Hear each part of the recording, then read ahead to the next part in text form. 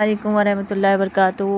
तुम यूं ही दिल में समा गए कि ये 17 किस्त है जो बहुत खूबसूरत बिल्कुल आ गई है मोड़ पर। हमारे हीरो ने इजहार कर दिया है। वैसे तो वो कई बार कर चुके हैं पर आज वो बहुत अच्छे से इजहार करेंगे, अपनी मीरा के सामने दिल खोल के रख देंगे। और मीरा जो हमारी उनको देख के डर गई थी, सहम गई थी, वो घबरा रही थी, तो वो उनका सामना नहीं करना चाहिए, जाके कमरे में बंद हो गई हैं।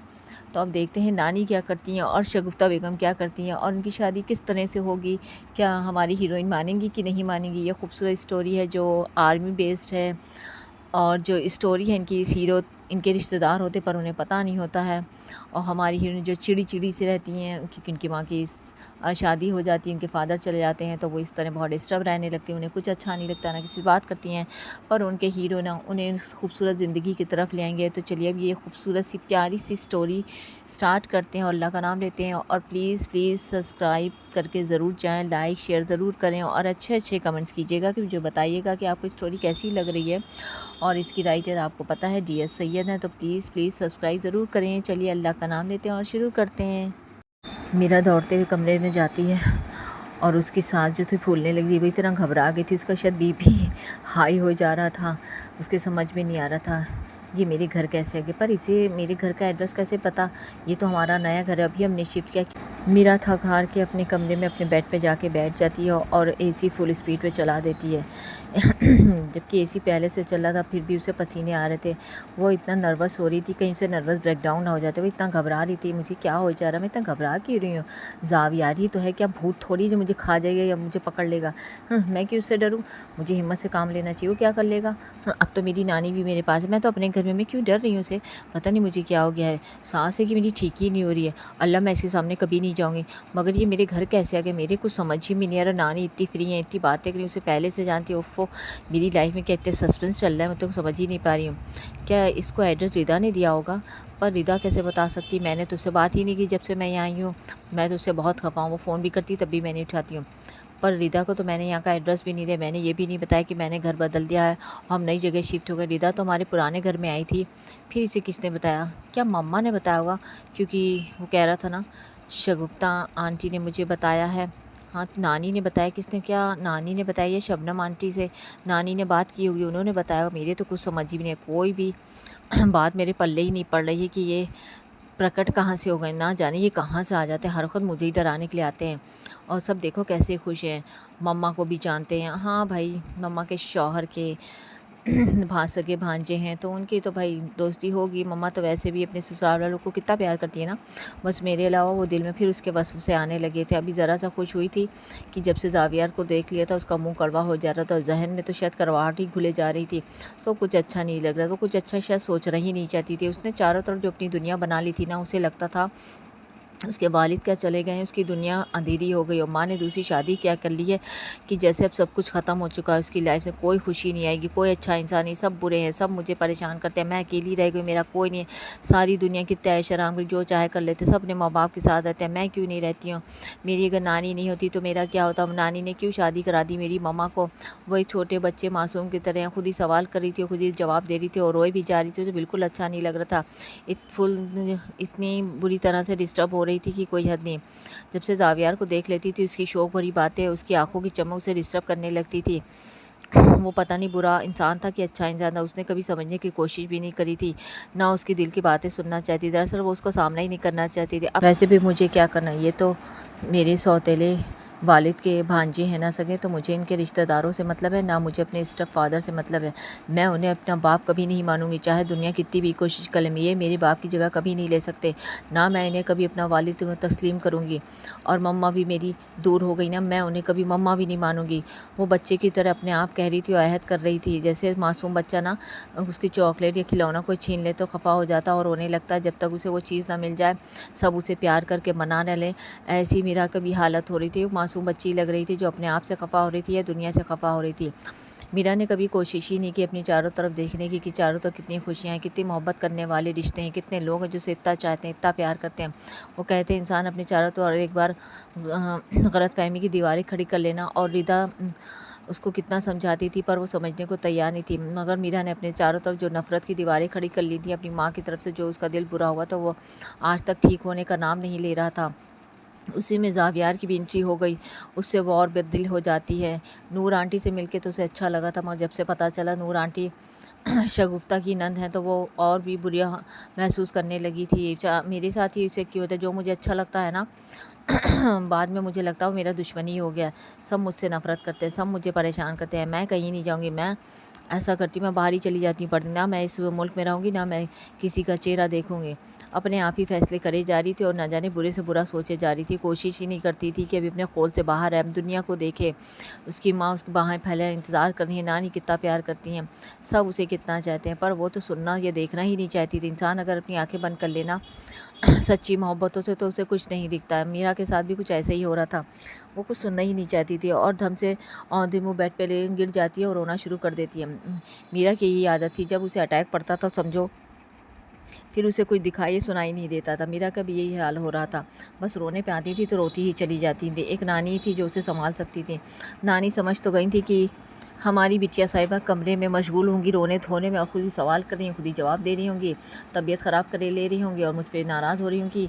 आज फिर उनके दौरा पड़ जाएगा कि नानी ने मेरी मम्मा की शादी क्यों करा दी और ये लड़का कौन है, ये क्यों आया, मुझसे ऐसी बात क्यों कह रहा। और मम्मा बहुत गंदी, मैं उनसे कभी बात नहीं करूँगी, वो सिर्फ आपकी बेटी है, शगुफ्ता है ना, बस आप ही की है, मुझसे बात नहीं करेंगी। नानी दिल में सोचे जा रही थी, और ज़ावियार को देख रही थी। वो सलमा से ना जाने क्या फरमाइश कर रहा था कि मुझे ऐसे कॉफ़ी बना दो, मेरे लिए ऐसे नाश्ता ले आना। उसको दिलचस्पी से देखने दे कि ये बच्चा है कितना जिंदा, कितना खुश मिजाज है, इसके भी तो वालिद नहीं, क्या वो ऐसा डिस्टर्ब हुआ है, नहीं ना। हाँ, मगर इसकी ज़िंदगी और मीरा की ज़िंदगी फ़र्क है, क्योंकि माँ ने दूसरी शादी नहीं की थी, पर उनके साथ एक बेटा था ना, और मेरी शगुफ्ता के पास एक बेटी थी। मैं नहीं चाहती थी उसकी इतनी लंबी ज़िंदगी अकेले बिताए। कोई हमसफ़र होना बहुत ज़रूरी होता है, ख़ास तौर से औरत के लिए माशरे में अकेले रहना बहुत मुश्किल कर देते हैं लोग। इसलिए मैंने शादी कराई थी, अच्छा ही सोच के कराई थी, पर क्या करूं, मुझे नहीं लगा था कि मेरा मुझसे इतनी दूर होने लगी, मुझसे नाराज़ रहती है अंदर ही अंदर। दिखाने में तो बहुत प्यार करती है, पर मैं क्या करूं। कोई बात नहीं, सब ठीक हो जाएगा। अब तो जो हो चुका मैं बदल नहीं सकती, मैं अपनी बच्ची को प्यार तो दे सकती हूँ। और जो मैंने मीरा के लिए फ़ैसला किया है ना, वो बहुत खूबसूरत फ़ैसला और अच्छा फ़ैसला है। मुझे पता है यही शख्स है जो मेरी मीरा को इतनी मोहब्बत और इतनी चाहत देगा, जो उसके मिजाज को अच्छी तरह समझता है, जो उसका ख्याल रख सकता है। बहुत लविंग और केयरिंग शौहर साबित होगा ज़ाविया। वो दिल में अहद करती हैं और सोचती हैं, तभी वो सोचती हैं आज मैं शगुफ्ता से भी बात करूँगी और नूर से भी बात कर लूँगी। अब मीरा की एक नहीं चलेगी, मैंने जो फ़ैसला कर लिया मैं करके रहूँगी। मेरा तो ऐसी बचपना ही उनका सवारेगा, ना शादी करेंगी, ना ये पढ़ेंगी, ना वो करेंगी, ना इससे मिलेंगी, ना उससे मिलेंगी, सारी ज़िंदगी अपनी ख़राब करेंगी। नानी कितने साल ज़िंदा रहेंगी, एक ना एक दिन तो नानी भी चली जाएंगी। मैं अपनी बच्ची को अकेले ख्वार होता तो नहीं देख सकती ना। शगुफ्ता से तो वो नाराज़ रहती है, माँ से, और शगुफ्ता भी कितनी परेशान रहती। मैं एक सही फ़ैसला करूँ, शादी के बाद सब ठीक हो जाएगा। ऐसा चाहने वाला हमसफ़र मिलेगा ना तो सारे दुख भूल जाएगी और वो ज़िंदगी की तरफ से ज़रूर लेगा। मुझे पूरा यकीन है ज़ावियार भी बहुत समझदार बच्चा है, जितना शौक़ तरबियत का है उतना ही समझदार और डिसेंट बच्चा है। यही मेरे मीरा के लिए ठीक है। उन्हें तो बहुत पहले से मीरा के लिए ज़ावियार बहुत पसंद था। नूर बाजी ने तो पहले से सफ़िया बेगम से बात की हुई थी कि मुझे मीरा बहुत पसंद है।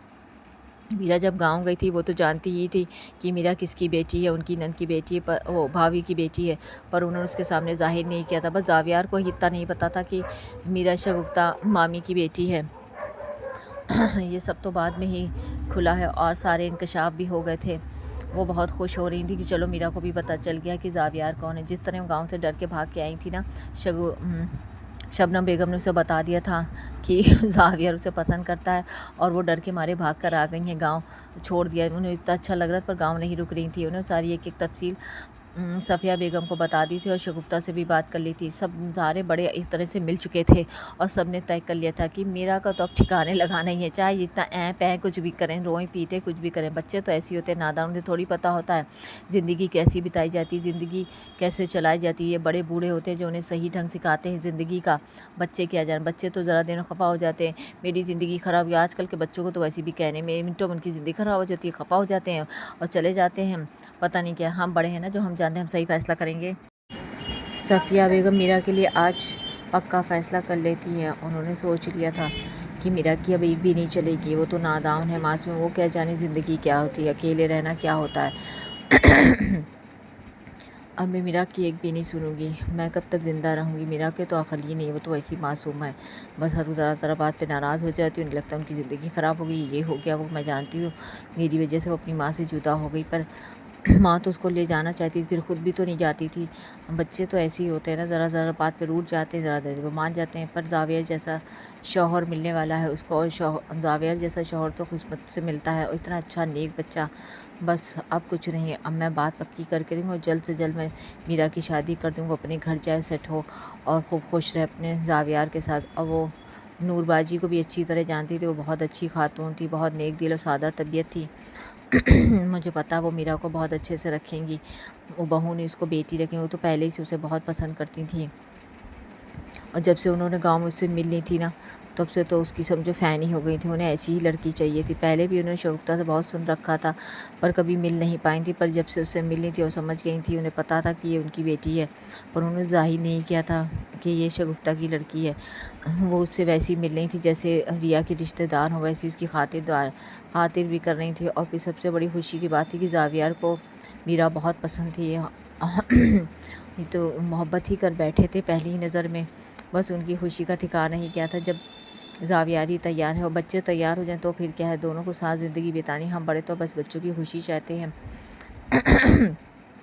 जब से सफ़िया बेगम ने नूर बाजी से बात कर ली थी और शगुफ्ता से भी बात कर ली थी और शबनम ने सब बता दिया, और साहब भी बहुत खुश थे जब से उन्होंने सुना था कि मीरा का निकाह जावियार से हो जाएगा। और उनकी सास यानी सफ़िया बेगम भी बहुत खुश है, शगुफ्ता भी बहुत खुश है। आखिर को जावियार उनका सगा भांजा था और जो हज़ारों करोड़ों में एक था, वो बहुत खुश थी कि अब तो मीरा मेरे ही घर आ जाएगी, और मेरी बेटी तो पहले ही थी, अब मेरी बहू भी बन जाएगी। वो बहुत खुश हो रहे थे।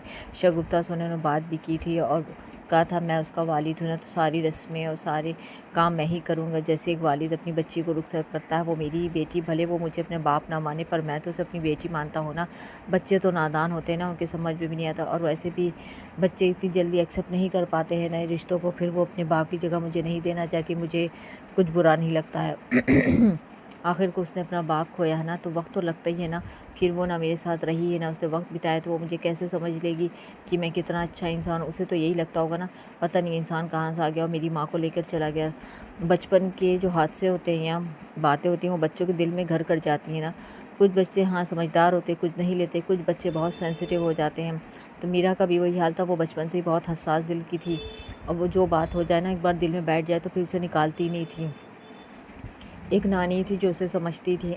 इसीलिए नानी ने आज पक्का फ़ैसला कर लिया था कि जावियार की शादी मीरा से होगी, और जल्द से जल्द वो शादी कर देंगी।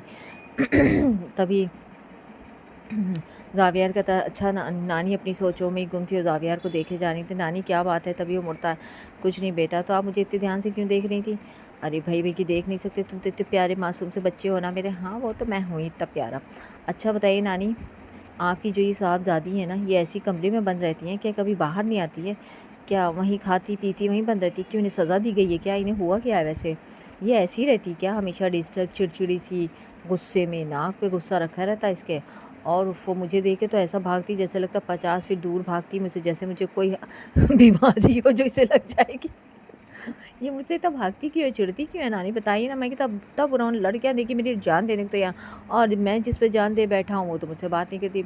ओहो लड़के, ज़रा आराम से, शर्म करो, मैं नानी हूँ तुम्हारी, जो मुंह में आ रहा बोलते जा रहे। ओहो, अब नानी नहीं मेरी दोस्त है, अब अपने दिल की बातें आपसे शेयर ना करो तो किससे को बेटा? जिससे दिल की बात करनी है ना, उससे जा कर तुम गलत इंसान से बात करो। नहीं नहीं, मैं सही इंसान से बात कर रहा हूँ, आपको पता ना, आप ही उसके सबसे ज़्यादा क्लोज हैं। और आप अगर चाहेंगी ना, तो मेरे सेहरे के फूल जल्दी ही खिला देंगे। ओहो बहुत जल्दी हो रही है साहबज़ादे को सेहरे के फूल खिला, अल्लाह जल्दी, आप सोच नहीं सकती कितनी जल्दी हो रही है। मुझे सारा टाइम वेस्ट होता जा रहा है। और ये आपकी जो बेवकूफ़ सी स्टूपिड सी लड़की नहीं, ये तो कब कुछ समझेगी, कुछ समझती ही नहीं। आजकल की लड़कियों को देखिए कितनी तेज़ है, अपनी शादी खुद ही तय करके आ जाती है, यहाँ तक कि निकाह करके आ जाती छुप के, माँ बाप को पता भी नहीं। तो और बाद में कार्ड भेज रही होती है कि आप मेरी शादी में शरीक हो जाइए। एक आपकी साहबज़ादी लगता ही नहीं इस ज़माने की, ये क्या बाबा आदम के ज़माने की पैदा हैं? इनके तो कुछ समझ ही भी नहीं, आजकल लड़कियों वाली कोई हरकतें ही नहीं उनके अंदर। मुझसे तो ऐसा भाग रही जैसे मैं पता नहीं पकड़ लूँगा। वैसे भी मुझे ड्रैकुला कहती, कभी भूत कहती, कभी बंदर कहती है। मेरी शक्ल को ना जाने क्या क्या नाम दे चुकी है। गांव में भी ना मुझसे ऐसे फिर भागती थी जैसे पता नहीं मेरे को भूत दिख गया हूँ उसको। तुमने उसे बहुत सताया, मुझे पता है। तुम उसे क्यों परेशान कर रहे थे, तभी दीदा बता रही थी। तुमने उसे बहुत छेड़ा, बहुत परेशान, उसे चोर कह रहे थे, तो वो तुम्हारे दिल का चोर है। और नहीं क्या, उसने मेरा दिल चुरा रही हो, मान भी नहीं रही है। और देखिए मेरा दिल लिए बैठी हो, देती भी नहीं है। कितनी बुरी है ना आपकी लड़की, पता नहीं किसको पड़ी है। वरना मेरी शगुफ्ता मामी को देखिए कितनी प्यारी, कितनी स्वीट है। और मेरी नानी भी कितनी स्वीट, पता नहीं किसको पड़ गई, किसी खड़ूसी को पड़ गई मुझे लगता है। चुप करो, ऐसी नहीं है, बहुत मासूम है मेरी बच्ची। अगर तुमने कुछ कहा ना तो सोच। और साहबज़ादे आपको शादी ना मीरा से करनी है ना, तो ऐसी बातें करें तो कोई भी लड़की कभी नहीं तैयार होगी। तो आप ये जो दिल की बातें हैं ना, ये जो इज़हार है ना, आप अपनी जाके मीरा साहिबा से करें, उनको मनाएं, उनको समझाएं। उनको जब तक आप मना नहीं लेंगे ना तो शादी कैसे होगी। क्यों, अब तो आप सबने तय कर लिया ना नानी, मैं तो पास हो गया ना सारे एग्ज़ाम। अरे बेटा आप तो पहले ही से पास हैं, पर भाई हम लोग की राय से क्या होता, हम सब तो तैयार है। शगुफ्ता तो बहुत ही खुश है कि कोई हद ही नहीं उसकी। हाँ मेरी मम्मा का भी यही हाल है, वो भी बहुत खुश है ना। जब से वो मीरा से मिली है तो दीवानी ही हो गई हैं। पहले भी हम लोगों ने सुन रखा था पर कभी देखा नहीं था ना, मुझे क्या पता था शगुफ्ता मामी की बेटी हैं। अगर सच मानिए, अगर मुझे पता होता ना तो मैं उन्हें गाँव में पकड़ के ना मैं निकाह कर लेता, फिर देखते हुए कैसे भागती है। पर ना आपकी नवासी ना बहुत वो है ना झूठी, पता मुझे बिना बताए डर के मारे भाग गई हैं कि उन्हें लगा मैं कभी झूठ नहीं पाऊँ। और देखिए अल्लाह ने कैसा सोच रखा था, ये जितना मुझसे छुप रही थी, भाग रही थी, पर अल्लाह तो कुछ और सोच के बैठा था। अल्लाह ने अर्श पे मेरा निकाह ना इन्हीं के साथ कर रखा, ये जितना भी छुपे, जितना भी भागे, देखा। जिस शख्सियत के बारे में इतना सुना था, आज मैंने उनको देख ही लिया है। बस उन्हें पाने की देर है। वैसे तो मैं पा ही चुका हूँ, वो मुझसे दूर हो ही नहीं सकती हैं, और ना मैं उन्हें कहीं जाने दूँगा। आखिर उनका दीवाना जो ठहरा, ओहो बच्चे बस ज़रा आराम से। वैसे वो मैडम बंद रहेंगी तो मैं आप कह रही इज़हार करूँ, कैसे इज़हार करूँ, वो तो मेरी बात ही नहीं सुनी, तो बाहर ही नहीं आ रही। अब देखिए अंदर बैठ गई है बंद करके, तो मैं कैसे हो गई। इतनी सी लड़की है ना, इसने मेरे नाक में दम कर रखा है, मेरा जीना हराम कर दिया आपकी नवासी ने। जिधर देखो उधर ही हुई दिखती, किसी काम में दिल तक नहीं लगता, कहीं जा नहीं पता। इतना बड़ा ऑफिस आर्मी का हूँ मैं, और इतनी सी लड़की ने मुझे नचा रखा है। हज़ारों दुश्मनों पे मैं भारी हूँ, पर वो इतनी सी लड़की ना मुझे नाच नचा रही है। नानी खुश हो जा रही थी ज़ावियार की दीवान की मासूम भरी बातों पे, ये भी ध्यान नहीं था कि किसके सामने कह रहा है। और सलमा बहुत दिलचस्पी से ज़ावियार की बातें सुन रही थी और बहुत दाँत फाड़े खुश हो रही थी। और कितना अच्छा लग रहा है, हाय भैया कितने अच्छे, बिल्कुल हीरो जैसे हैं, और हीरो जैसी बातें भी कर रहे हैं। हाय मीरा बिटिया की शादी ज़ावियार भैया से हो गई ना तो कितना अच्छा लगे। हाय अल्लाह, इतने प्यारे उन्हें दूल्हा मिले, और वो तो खुशी नहीं हो तो कमरे से बाहर नहीं निकली, शर्मा रही हूँ, ये है ना नानी। चुप करो, तुम जाके किचन में देखो खाना बना है कि नहीं। आपके ज़ाविर साहब खाना खाएंगे। अच्छा ओ नानी मेरा फ़ोन आ गया, मैं तो बताना ही भूल गया, मुझे थोड़ी देर के लिए जाना पड़ेगा ना। आप ऐसा करिए, मेरी लिए अच्छी अच्छी डिशें बनाइए, और वो जो अंदर बंद है ना उनसे कहिए बाहर निकल आए, वरना मैं दरवाज़ा तोड़ के अंदर घुस जाऊँगा। फिर क्या करेंगी ये, उससे ज़्यादा मुझे चिढ़ाए ना। अगर जिस दिन ज़ावियार को गुस्सा आ गया ना तो सोच लें, मैडम को अभी निकाह पढ़ा के घर उठा के ले जाऊँगा, सही हो जाएंगी बस। ओहो लड़के, ज़रा थोड़ी शर्म तो रखो, थोड़ी हया तो रखो, बड़े बैठे हैं, कोई अदब ही नहीं रह गया आजकल के बच्चों का। अदब भी करने में मेरी सारी ज़िंदगी निकल जाएगी आंटी। नानी आपको पता है ना, क्योंकि आपकी नवासी को तो कुछ भी नहीं आता, बिल्कुल बेवकूफ़ स्टूपिड गर्ल है ना। हाँ भाई जब स्टूपिड है तो फिर क्यों शादी करने के लिए इतने उतावले हो, उसका दिमाग सही करने के लिए आंटी।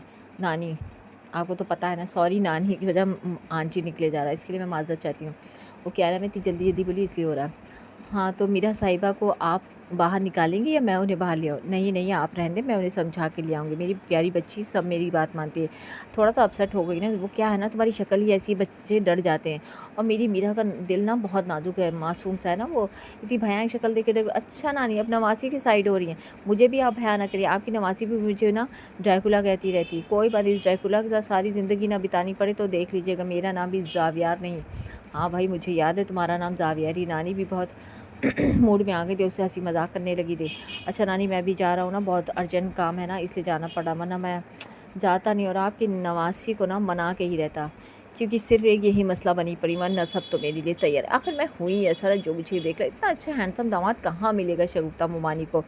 और नानी आपको भी ना, हाँ हाँ भाई सही कह रहे हैं, आप जैसा खूबसूरत हैंडसम खूबरू जवान नेक प्यारा, और क्या कहते थे दौलतमंद रिच रिच गाय भी हैं आप, है ना। हाँ हाँ नानी वही तो, इतना प्यारा हूँ ना मैं, मगर आपकी लड़की ज़रा सी घास भी नहीं डालती मुझे, ज़रा नज़र देख ले तो ऐसे नज़रें चुराती जैसे पता नहीं कोई गलत चीज़ पे नज़र पड़ गई हो। पर कह दीजिएगा सारी ज़िंदगी अब यही हसीन थोपड़ा उन्हें देखना पड़ेगा, कहाँ तक भागेंगी। मैं भागने बिल्कुल नहीं दूंगा। अच्छा भैया पहले आप काम पे चले जाएँ, फिर आके उन्हें मना लीजिएगा, जो कहना आप उनसे कहिए, मुझसे ना कहिए। तो आप मेरी मदद नहीं करेंगे। अरे भैया मैं तो मदद करने के लिए हर तरह से तैयार हूँ। तो नानी सोच लीजिए, उनसे कह दीजिएगा जो अंदर सो रही हैं बनी हुई हैं, तो कह दी शाम को मैं आ रहा हूँ ना उन्हें शॉपिंग पे ले जाऊँगा, और ज़्यादा छुपने और भागने की ज़रूरत नहीं है। अब मेरी शादी हो के ही रहेगी, मुझे कुछ भी करना पड़ा ना मैं सब कर जाऊँगा, पर मैं इसे जाने नहीं दूँगा, इससे कह दीजिएगा। चाहे मुझसे कितना भागे कतराए कहीं छुप जाए, मैं इसे ढूँढ लूँगा, कह दीजिएगा। उनका पाला ना किसी स्मार्ट इंसान से पड़ा है। वो इतरा के बोला और चाबी उठा के बाहर चला गया। और नानी उसको जाता देखती नहीं, तभी सलमा दरवाज़ा बंद करके आती। हाय नानी, कितना अच्छा हो, घर में शहनाइयाँ बजेंगी, बीबी जी की शादी की तैयारी करनी। अल्लाह, मैं बता दे रही हूँ, अब सोने के बुंदे मैं लूँगी और बहुत महंगा जोड़ा लूँगी। बीबी जी की शादी आखिरी इस घर की पहली और आखिरी शादी है। हाँ हाँ भैया, सब देंगे, पहले दुल्हन तो तैयार हो जाए। क्यों नहीं तैयार होंगी? इतना अच्छा दूल्हा भला किसी को मिलता है? हाय, किसी भी लड़की को ऐसा दूल्हा मिलता ना, वो तो नाच नहीं लगती। पता नहीं बीबी जी को क्या, देखिए कमरे में बंद पड़ी हो तो निकली भी नहीं। अच्छा तुम चुप रहो, जाके किचन देखो, अभी वो रात को आएगा ना, अब दिन में तो खाना खाएगा नहीं, उसने क्या मना कर दिया था कि मैं रात का खाना खाऊंगा। तुम जाके तैयारी करो, मैं किचन में आती हूँ, मैं ज़रा मीरा को देख लूँ। ऐसा करो उसके लिए चिकन सैंडविच बना दो, वो बहुत खुश होती है उसे खाने। मैं उसे मना के लाती हूँ, आज उसकी फेवरेट चीज़ें पहले मैं बनाऊँगी, पहले अपनी बच्ची को तो मना लूँ। कब से उदास वहाँ पड़ी, सोची भी नानी नहीं आई ना, जब से जाविया रहा है नानी बदल गई, मुझे पता है उनके दिल में क्या क्या बातें आ रही हूँ, और नानी से बददिल भी हो जा रही हूँ, खफा भी हो जा रही होंगी। तो जी अच्छा ठीक है, सलमा किचन में चली जाती है और उसकी मनपसंद डिशेज सर्विंग ट्रॉली में सजा के ले आती है। लाओ ट्रे मुझे दो, तुम जाने की ज़रूरत नहीं है। तभी वो नॉक करती हैं, कोई आवाज़ नहीं आ रही थी अंदर से। फिर वो नॉक करती, आवाज़ देती, मीरा मीरा मेरा बेटे, मेरा बच्चा उठो। देखो शाम होने की आ रही है और आप तक सो रही हैं। नहीं। फिर भी सन्नाटा था, कोई आवाज़ नहीं आ रही थी। वो सोच ही लगता है ये रोते रोते सो गई, मुझे पता है इसकी आदत है, ये ऐसी ही लड़की है। फिर वो नॉक करती हैं, फिर कोई आवाज़ नहीं आती। फिर अब किसी वो सलमा कहती, मैं कस के थड़ाती हूँ ना, मेरी आवाज़ बहुत तेज़ है, मैं यहाँ से पुकारूँ ना तो सदर बाज़ार तक चली जाती है।